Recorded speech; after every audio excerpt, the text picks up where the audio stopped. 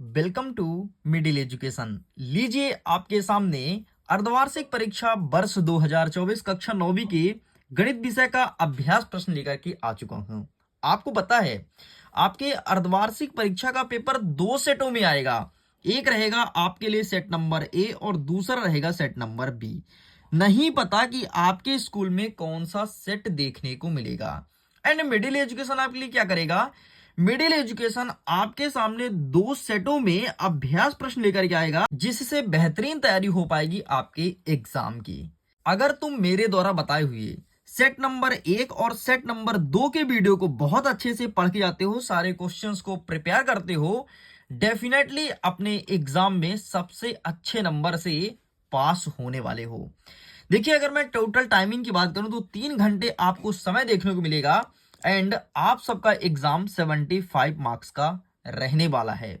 यहां पर वेरियस प्रकार के इंस्ट्रक्शन मौजूद हैं जो कि आपको पढ़ना चाहिए। अगर आप निर्देश पढ़ते हैं तो आपको आइडियाज लगता है कि क्वेश्चन पेपर को किस प्रकार से सॉल्व करना है। सभी पेपर के लिए अलग अलग निर्देश होते हैं, इस चीज को ध्यान रखना। एंड निर्देश देख लो, जैसे सभी प्रश्न को हल करना अनिवार्य है, बाकी आप निर्देश पढ़ लीजिएगा। हम आगे बढ़ते हैं और सारे क्वेश्चंस को बहुत अच्छे से सॉल्व करने का प्रयास करते हैं। पहला नंबर कह रहा है कि सही विकल्प चुन करके लिखो। इसका पहला नंबर कहता है कि एक परिमेय तथा एक अपरिमेय संख्या का योगफल, मतलब अगर आप परिमेय संख्या और अपरिमेय संख्या को जोड़ते हो, ठीक है, ध्यान से देख लो, या घटाते हो, अंतर मतलब घटाना, या तो परिमेय संख्या और अपरिमेय संख्या को तुम घटाते हो तो तुम्हें क्या मिलेगा। ऑप्शन देखो, परिमेय संख्या मिलेगा, अपरिमेय संख्या मिलेगा, प्राकृत संख्या या फिर पूर्ण संख्या। तो यहां पर आपको हमेशा अपरिमेय संख्या मिलेगा, मतलब अगर परिमेय संख्या में अपरिमेय संख्या को जोड़ो या घटाओ तो हमेशा अपरिमेय संख्या की ही प्राप्ति होगी। इसलिए ऑप्शन नंबर बी आपका सही उत्तर हो जाएगा।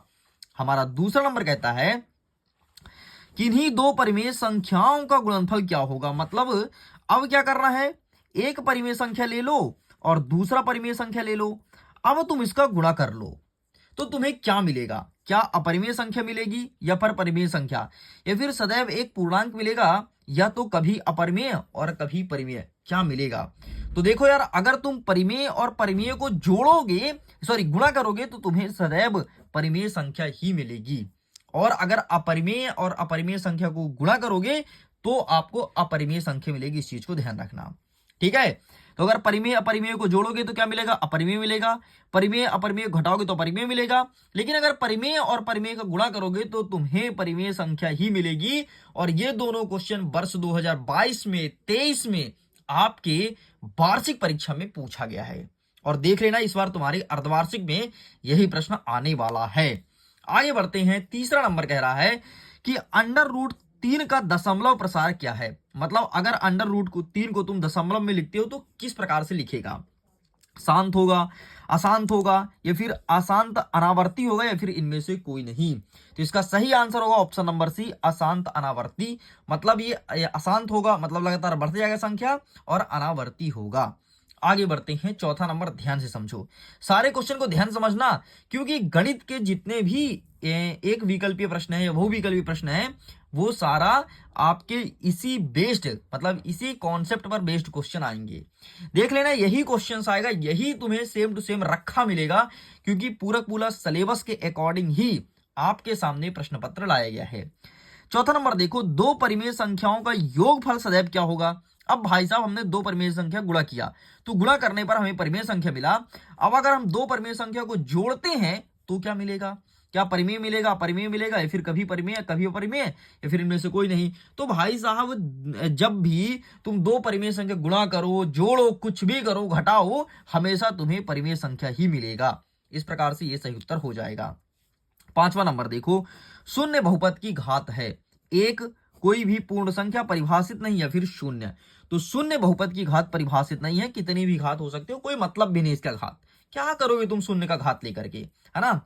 नेक्स्ट कहता है आपका छठवां नंबर, बहुपद 3x-2 का शून्य क्या होगा। तो इसका शून्य हमने निकाला, तो निकाल करके आया -2/3, अर्थात ऑप्शन नंबर डी आपका सही उत्तर हो जाएगा।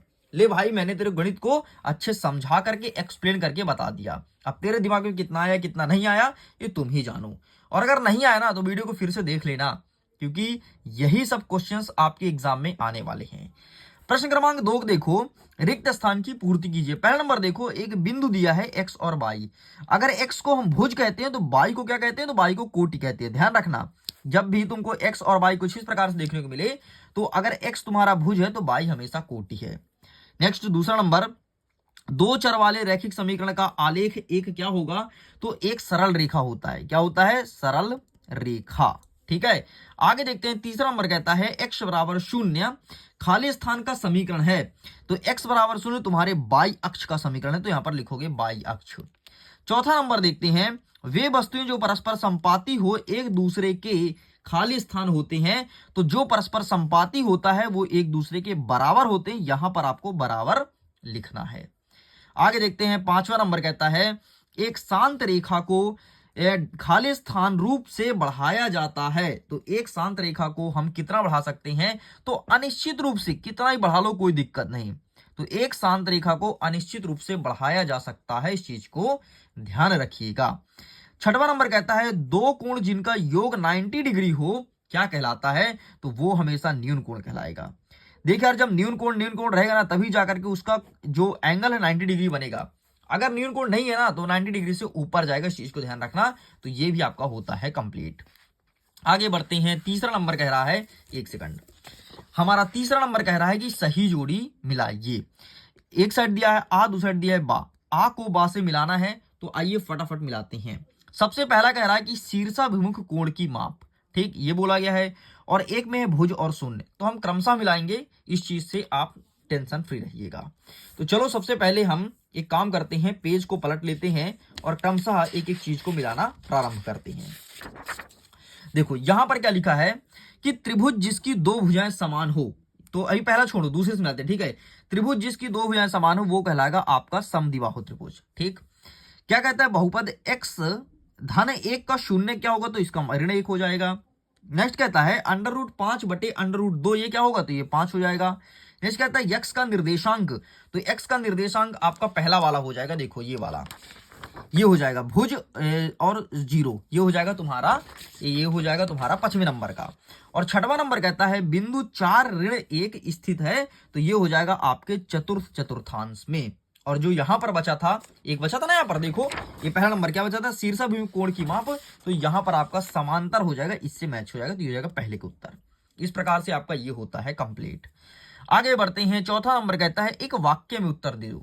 पहला नंबर कहता है एक ऋजु कोण की माप क्या होती है, तो अगर तुम्हारा कोई कोण ऋजु रेखीय कोण है मतलब 180 डिग्री का एंगल ड्रॉ करेगा। नेक्स्ट कहता है दो चर वाले रैखिक समीकरण का मानक रूप, वैसे तो कुछ भी लिख सकते हो लेकिन मानक रूप पूछा मतलब स्टैंडर्ड वैल्यूज, तो ये होता है ax धन by बराबर c, ये होता है मानक रूप।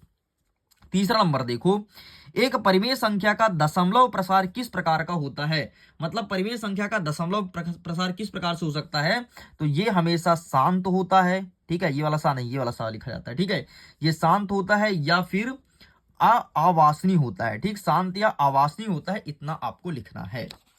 नेक्स्ट देखते हैं। चौथा नंबर कहता है एक रैखिक बहुपद का उदाहरण है। रैखिक बहुपद का उदाहरण क्या है, तो यहां पर कुछ भी लिख दो भाई, ले मैं लिख दिया 2x धन 3। नेक्स्ट कहते हैं पांचवा नंबर, भुज किसे कहते हैं। भाई एक दो चीज होता है, एक होता है भुज, दूसरा होता है कोटि। तो भुज किसे कहते हैं, तो बाई अक्ष से किसी बिंदु की दूरी। ठीक है, बाई अक्ष से किसी बिंदु की दूरी, यहां पर लिख देना किसी बिंदु की दूरी, बाई अक्ष से किसी बिंदु की दूरी भुज कहलाती है। छठवां नंबर देखते हैं, एक समांतर चतुर्भुज के कोण के समद्विभाजक क्या बनाता है, तो समांतर चतुर्भुज कोण समद्विभाजक हमेशा आयत ड्रॉ करता है, तो यहां पर आपको आयत लिखना है। इस प्रकार से ये सारे क्वेश्चंस होते हैं कंप्लीट। आगे बढ़ते हैं। प्रश्न क्रमांक 5 कह रहा है सत्य असत्य को लिखो। पहला नंबर कहता है कि समचतुर्भुज के विकर्ण परस्पर समकोण पर समद्विभाजित करते हैं, तो बिल्कुल सही बात है। अगर समचतुर्भुज है, अच्छा समचतुर्भुज क्या होता है सर, ये भी बता दो। तो समचतुर्भुज मतलब ऐसा कोई चतुर्भुज जिसकी सभी भुजाएं समान है, उसे कहेंगे समचतुर्भुज। ठीक है, इसके विकर्ण जो होते हैं परस्पर समकोण पर समद्विभाजित होते हैं, बिल्कुल सही है। दूसरा नंबर कहता है वृत्त की सबसे बड़ी जीवा त्रिज्या कहलाती है, नहीं, वृत्त की सबसे बड़ी जीवा व्यास कहलाती है, ध्यान से सुन लो। तीसरा नंबर कह रहा है त्रिभुज का क्षेत्रफल 1/2 आधार गुणी ऊंचाई होता है, बिल्कुल सही है। गोले का आयतन का सूत्र 4/3 पाई आर स्क्वायर होता है, बिल्कुल सही है। वर्ग अंतराल में 50-60 में 50 वर्गीय उच्च सीमा है, नहीं, 50 पहले तो 50 निम्न सीमा है और उच्च सीमा होगी 60, तो ये आपका गलत हो जाएगा। नेक्स्ट देखते हैं छठवां नंबर, प्रत्येक पूर्ण संख्या एक प्रकट संख्या होती है। ये प्रश्न बड़ा धांसू प्रश्न है यार। एमपी बोर्ड हर साल पूछे, रिकॉर्ड एमपी बोर्ड का 2020 में, 21 में, 22 में, 23 में, 24 में बोर्ड एग्जाम में आया है फाइनल पेपर में। और देखो ये कहता है कि प्रत्येक पूर्ण संख्या क्या प्रकट संख्या है, और इस क्वेश्चन में बड़े बड़े टीचर तक कंफ्यूज हो जाते हैं। अब देखो इसको सॉल्व कैसे करोगे। पूर्ण संख्या क्या होती है, जो शून्य से स्टार्ट होती है और अनंत तक जाती है भाई, और प्रकट संख्या जो 1 से स्टार्ट होती है। अब बताओ प्रत्येक पूर्ण संख्या, ये पूर्ण संख्या क्या प्रकट संख्या है? नहीं है। प्रत्येक कैसे है यार, शून्य भी तो इसमें काउंट है ना, इसमें क्या शून्य है? नहीं है, तो नहीं है। लेकिन अगर ऐसा प्रश्न पूछता कि प्रत्येक प्रकट संख्या क्या पूर्ण संख्या है, तो सही हो जाता। मतलब ये उठा के पहले देते पीछे तो सही हो जाता, लेकिन अभी गलत है। देख लो भाई, बड़े बड़े टीचर कंफ्यूज होते हैं। तुम यकीन नहीं होता तो अपने स्कूल के शिक्षक से पूछना ऐसा प्रश्न, कंफ्यूज हो जाएंगे। पहले कंफ्यूज हो जाएंगे, फिर हाँ अब शिक्षक है भाई तो क्लियर बता देंगे, लेकिन पहले कंफ्यूज सब लोग होते हैं भाई। मैंने कई ऐसे शिक्षकों को देखा है, कई ऐसे शिक्षकों से मिला जो मेरे साथी हैं, कंफ्यूज होते हैं पहले सुनते ही प्रश्न, कंफ्यूजन ही कंफ्यूजन है, सॉल्यूशन का कुछ पता नहीं, ये हाल होता है। तो चलो आगे बढ़ते हैं फटाफट, प्रश्न क्रमांक 6 को देखते हैं, इनका सही उत्तर क्या हो जाएगा। हमारा छठवां नंबर कहता है परिमेय संख्या क्या है, डेफिनेशन बताओ। तो वे संख्या जिसे P/Q के रूप में लिखी जाती है उसे कहते हैं परिमेय संख्या। लेकिन तुम्हें इतने में तुम नहीं मानोगे, हमें पता है क्योंकि तुम मिडिल एजुकेशन के स्टूडेंट हो। तो ये रहा डेफिनेशन, फोटो खींच लो, यही लिख करके आना। अच्छा सुनो, ये सब करने की जरूरत नहीं है यार, लिंक डिस्क्रिप्शन बॉक्स में है, PDF दिया है, जाओ डाउनलोड करो और सारे प्रश्न और उत्तर को अपने पास रखो। अथवा में देखते हैं 8/5 को 2/3 से भाग दीजिए और बताइए सही उत्तर क्या होगा। तो लो भैया, हम भाग नहीं देंगे, हम सीधे आपको दिखा देंगे। ये रहा आपके सामने, स्क्रीनशॉट ले लो। आगे बढ़ते हैं, नेक्स्ट कह रहा है प्रश्न क्रमांक 7। हमारा 7वां नंबर कह रहा है कि 1/7 और 2/7 के बीच एक अपरिमेय संख्या लिखो। मतलब 1/7 और 2/7 के बीच आपको अपरिमेय संख्या निकालना है, और क्या होगा अपरिमेय संख्या, ये चीज आपको लिखना है। तो आइए दिखाते हैं, ये रहा है आपके सामने आंसर, स्क्रीनशॉट ले लो। ठीक है, तीसरे नंबर का। आगे बढ़ते हैं, अथवा में कहता है 1/√2 में हर का परिमेयीकरण करो, और ये हर बार आता है यार, ये क्वेश्चन ना हर बार आता है। एक सेकंड, ये थोड़ी क्लियर नहीं है अभी। हाँ, ये प्रश्न देखो, 1/√2 में हर का परिमेयीकरण करो, हर साल पूछता है और MP बोर्ड का पसंदीदा प्रश्न है। तो ये रहा इसका उत्तर भाई साहब, फोटो खींच लो, यही आंसर लिख करके चले आना है। ठीक है, चलिए साइड करते हैं। नेक्स्ट कहता है प्रश्न क्रमांक 8, सीधे गुणा किए बिना गुणनफल ज्ञात करो। 103 गुणे 107, इसका गुणनफल आपको ज्ञात करना है। तो आइए दिखाते हैं फटाफट, इसका आंसर क्या हो जाएगा। तो ये रहा इसका आंसर। ठीक है, सीधे गुणा किए बिना गुणनफल ज्ञात करो, ये रहा। प्लीज आप इसका फोटो खींच लो, इन सारे क्वेश्चंस को बढ़िया प्रिपेयर कर लेना। आगे बढ़ते हैं, अथवा में कहता है कि यहां पर लिखा है 5x - 4x² धन 3 का मान ज्ञात करना है, जहां x बराबर 0 हो, x बराबर -1 हो और x बराबर 2 हो। मतलब कुछ नहीं कह रहा है, जहां जहां x रखा है ना, वहां एक बार x का मान 0 रखो, एक बार x का -1 और एक बार x का -2 रखो और सॉल्व कर दो, आपका आंसर आ जाएगा।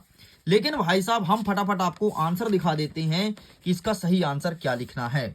ये रहा है आपके सामने, इसका फोटो खींचो, यही आंसर को बढ़िया चिपका करके चले आना।